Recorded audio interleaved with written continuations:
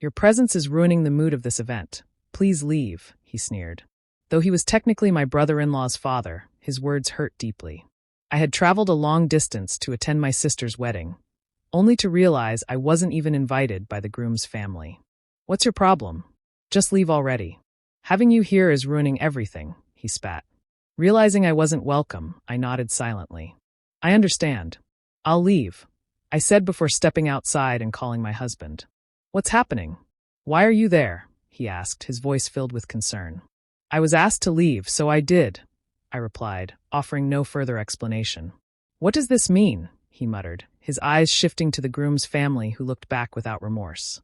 My name is Lisa, and I'm 32 years old. I live with my husband, who's 11 years older than me. The only family I have left is him and my younger sister, Summer, who is 10 years younger than me. Our father left when I was just 10, and we were raised by our mother alone. She worked endlessly to support us while I took care of Summer. We managed until high school, but eventually, the exhaustion caught up with our mother, and she passed away. With no other family, Summer and I had to take care of ourselves. What are we going to do now, sis? Summer asked, fear in her eyes. Don't worry, I'll figure it out, I reassured her, even though I didn't know how. I got a job as a clerk at a small company. The pay wasn't much, but it was enough for me to start over. Over time, I took on more tasks. The boss was kind and supportive. Lisa, would you like to earn a qualification? He asked one day. A qualification? Yes, it's specialized, but we need someone with qualifications, and I think you're capable, he explained. Would this be after work hours? Don't worry, we'll cover all expenses. I'm asking as a favor, he added, his sincerity making it hard to turn down. I agreed, thinking about Summer and her growing needs as she entered middle and high school. Don't overwork yourself, sis, Summer would often say. Don't worry about me. Once you finish school, you can do whatever you want, I told her. As Summer neared high school graduation, she thought about working. I encouraged her to aim for college, but saving for tuition on my salary was tough. I considered switching jobs, and when I spoke to my boss, I was relieved to find he understood. I completely understand, he said. Actually, I know someone who's starting a new business, and they're looking for someone like you. A new company? Yes, don't worry. It's being run by a capable person, and the business is already doing well, he assured me. The new company offered similar work, and although it was a bittersweet farewell, I left. I've been thinking of closing soon anyway, he said. You've done more than enough here. After 5 years, his kind words moved me to tears. Don't cry, he said softly. If I make a young woman cry, my wife will scold me. It's better if you smile. With his blessing, I joined the new company. Nice to meet you, I'm Mike. My new boss introduced himself, a 38-year-old with a commanding presence. Nice to meet you, I'm Lisa, I replied. We really needed someone like you, Mike said warmly. You've already been a huge help. If you could handle things at your last job, you'll thrive here. I thanked him, feeling a mix of nervousness and excitement. Soon, Mike's company became my new home. It was a fast-growing startup, and Mike was the driving force behind its success. Despite being a new venture, it was already securing big contracts. I'm really glad to have you here, Lisa, Mike said one day. Your expertise is invaluable, and I'm happy I invested in your training. His words lifted my spirits, and I no longer worried about Summer's tuition or our daily struggles. You seem so much more upbeat lately, Summer commented one morning. Really? I've just been busy, but I guess you're right. Could it be because of someone? She teased. Don't be silly, I laughed. Now go get ready for school. For years later, I was 27, and Summer was preparing to graduate high school. She was doing well and aiming for her dream university. Things were looking up. Meanwhile, Mike's company was flourishing, taking on larger projects. Mike's brilliance was evident as the business continued to grow, and I found myself training new employees. How about a trip sometime? Mike suggested. A trip? But my schedule. I'll take care of everything. You've earned a break. Thank you, but it feels like a luxury. Mike insisted. Let's relax a bit. You deserve it. As a key member of the team, I spent a lot of time with Mike. Naturally, our relationship deepened. Despite the 11-year age gap, I didn't mind. But there was one thing that weighed on me. Could we wait to marry? One evening while working late in the office, I decided to speak my mind. Mike, I do want to marry you. You're amazing, and I love you. But I still have Summer to look after. Once she's on her own, I can think about it. Can we wait until then? I feared it was a selfish request. Mike, already in his mid-30s, might have been ready for marriage by then. Of course, I'll wait until she finishes school, Mike said without hesitation. But when that time comes, let's have dinner with your sister. She'll be part of our family too. I was deeply moved by his understanding. From then on, the three of us spent more time together as Mike's company stabilized and summer neared graduation. We decided to take a trip together, an unforgettable experience that we hoped would never end. But eventually the trip came to a close. Summer went off to college, and Mike and I returned to work. Summer still lived with me since her university was nearby, but I knew we'd be seeing less of each other soon. She told me she wanted a part-time job. Sure, everyone has to start somewhere, I said, though I was still a little anxious. I'll be fine, she reassured me. I've been learning about business management from Mike. I'm ready. Her confidence amazed me. She had grown so much. Then one day, she shocked me even more. Sis, guess what? She said, her eyes bright with excitement. What is it? I asked. I'm getting married after college. I was stunned. Married? Wait, what? She said it so casually, like it was the most normal thing in the world. My sister was serious when she said, I'm getting married after graduation.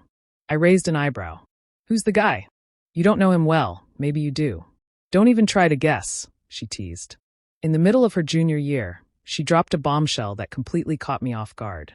She had a habit of making random surprising statements, but this was different. The word marriage stirred up emotions I wasn't ready to confront, especially when it came to Mike and me. Remember the business seminar? She asked. I met a guy there. He's planning to start his own company, and he's a good guy. So I thought, why not marry him? I couldn't help but respond. Marriage isn't something you jump into. It's a major commitment. I wanted to speak my mind about our parents and the mess they caused, but I kept it in check. She looked at me seriously. What about Mike's feelings? She asked. I promised I'd look out for you until I graduate, I replied. You think I can't handle things on my own? I've got a plan for my future, and I've met a great guy. It's time you focus on your own happiness, she said, her eyes tearing up. Unless you get married first, it's going to be awkward for me. I guess so, I muttered quietly. Mike and I eventually tied the knot, and the whole company celebrated. Even my first boss showed up to congratulate us. But there was still one more thing left, meeting my sister's fiancé's family. Brian, her fiancé, seemed like a solid guy. He was the eldest son of a small business owner. The business will go to my brother, Brian explained. Really? I asked. I've always dreamed of starting my own business. We're planning to start one together, he replied. That's how we met. We've already incorporated.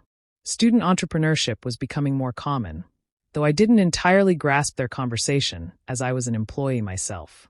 I had a good feeling about Brian's family and thought he and my sister made a perfect match. I was thankful to Mike for bringing them together. After that meeting, I still had to meet the rest of Brian's family. I was a little nervous, especially about the business owners, but figured it was only natural since we were becoming relatives. Oddly enough, they requested that I come alone. Lisa, Brian's father greeted when I arrived. I suppose you're here to talk about your sister's marriage to Brian. That's right, I replied, maintaining my composure. Actually, that's not why we invited you, he said, his voice harsh. We're telling you to stay out of this. I was taken aback. What do you mean? You didn't go to college. You lost your parents. While Summer seems capable, you clearly don't. Don't expect any help from us. I don't need your help, I snapped. I've supported myself, and I have a future planned with Mike. Whether or not I retire later is none of your concern. Words are cheap, he sneered. We'll invite you to the wedding, but after that, keep your distance. The people that are far above your station, it would be embarrassing for you to show up. Their mocking laughter hit hard, but I kept my head up. I'm not missing my sister's wedding, I said, my voice shaky. I hurried home, tears pouring down. I washed my face repeatedly, but the sting remained. Looking at my red, swollen eyes in the mirror, I whispered, I'll never let them see me like this again.